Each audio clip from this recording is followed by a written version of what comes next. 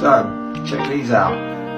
Universal controller and headset stand. Can also hold a phone if you don't have two controllers. Just got mine in. I went for the red, but as you can see in this video, this one's the orange and black. It really pops. Holds all the latest gen controllers, PlayStation 5, Xbox X, S1, you name it, Switch, and it just looks so good. Just sort of, I can't get over how nice they look. And here they are without anything loaded on them. And as you can see, the little man on his controller on the side. It's just such a great design, and they're available now on TikTok Shop.